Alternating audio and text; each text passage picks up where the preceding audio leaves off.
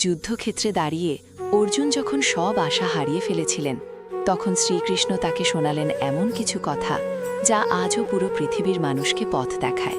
অনেক বছর আগে কুরুক্ষেত্রের বিশাল যুদ্ধক্ষেত্রে দাঁড়িয়েছিল দুই শক্তিশালী বংশ, কৌরব ও পাণ্ডব। চারদিকে শুধু যুদ্ধের প্রস্তুতি, শঙ্খধ্বনি, রথের চাকা, সৈন্যদের গর্জন, পুরো পৃথিবী যেন কেঁপে উঠছিল। সেই যুদ্ধক্ষেত্রের মাঝখানে দাঁড়িয়েছিলেন মহাবীর অর্জুন। তার হাতে ছিল মহাশক্তিশালী গাণ্ডীব ধনুক। কিন্তু হঠাৎ তার চোখ পড়ল সামনে দাঁড়িয়ে থাকা মানুষগুলোর দিকে। তিনি দেখলেন সেখানে আছেন তার নিজের গুরু দ্রোণাচার্য, পিতামহ ভীষ্ম, ভাই, বন্ধু এবং আত্মীয়রা। এই দৃশ্য দেখে অর্জুনের বুক কেঁপে উঠল। তার হাত থেকে ধনুক নিচে পড়ে গেল। অর্জুন কাপা গলায় বললেন, হে কৃষ্ণ, আমি এই যুদ্ধ করতে পারব না। নিজের মানুষদের হত্যা করে রাজ্য পেয়ে কী লাভ? তার চোখে জল চলে এলো। তিনি রথের উপর বসে পড়লেন। তখন রথের সারথি স্বয়ং ভগবান শ্রীকৃষ্ণ শান্তভাবে অর্জুনের দিকে তাকিয়ে রইলেন। কৃষ্ণ জানতেন এখন শুধু যুদ্ধ নয়, অর্জুনের মনকেও জাগিয়ে তোলা দরকার। তিনি মৃদু হেসে বললেন, অর্জুন, তুমি যাদের জন্য শোক করছো তারা আসলে কখনো নষ্ট হয় না। অর্জুন অবাক হয়ে বললেন, কিভাবে? কৃষ্ণ বললেন, মানুষের শরীর একদিন শেষ হয়, কিন্তু আত্মা কখনো মরে না। যেমন মানুষ পুরনো কাপড় বদলে নতুন কাপড় পরে, আত্মাও তেমন নতুন শরীর ধারণ করে। এই কথা শুনে অর্জুন কিছুটা শান্ত হলেন, কিন্তু তার মনে এখনও ভয় ছিল। তিনি বললেন, তবুও আমি যুদ্ধ করতে চাই না, আমি পাপ করতে চাই না। তখন কৃষ্ণ গভীর কণ্ঠে বললেন, কর্তব্য থেকে পালিয়ে যাওয়াই সবচেয়ে বড় দুর্বলতা। একজন যোদ্ধার ধর্ম হল অন্যায়ের বিরুদ্ধে দাঁড়ানো। তারপর কৃষ্ণ অর্জুনকে জীবনের সবচেয়ে বড় শিক্ষা দিতে শুরু করলেন। তিনি বললেন, তোমার অধিকার শুধু কর্ম করার মধ্যে, ফলের ওপর তোমার কোনো অধিকার নেই। অর্থাৎ মানুষ শুধু নিজের কাজ সৎভাবে করবে, কিন্তু ফল কি হবে সেটা ভগবানের ওপর ছেড়ে দিতে হবে। কারণ যখন মানুষ শুধু ফলের চিন্তা করে, তখনই ভয়, দুঃখ আর হতাশা জন্ম নেয়।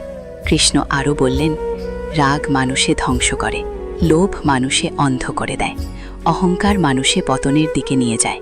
যে নিজের মনকে নিয়ন্ত্রণ করতে পারে সেই সত্যিকারের শক্তিশালী। অর্জুন মন দিয়ে সব কথা শুনছিলেন। কৃষ্ণ তখন তাকে ভক্তির পথ বোঝালেন। তিনি বললেন, যে মানুষ সত্য হৃদয়ে আমাকে স্মরণ করে, আমি তাকে কখনো একা ছেড়ে দিই না। জীবনে যত কষ্টই আসুক, বিশ্বাস হারিও না।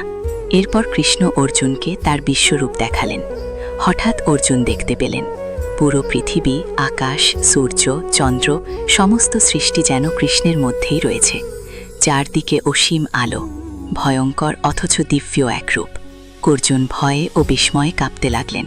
তিনি হাত জোড় করে বললেন, হে প্রভু, আপনি এই সৃষ্টির আত্ম ও অন্ত।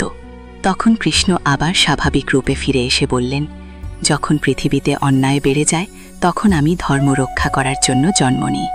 এই কথা শুনে অর্জুনের সমস্ত ভয় দূর হয়ে গেল। তিনি বুঝলেন এই যুদ্ধ শুধু রাজ্যের জন্য নয়, এটা সত্য আর অন্যায়ের যুদ্ধ।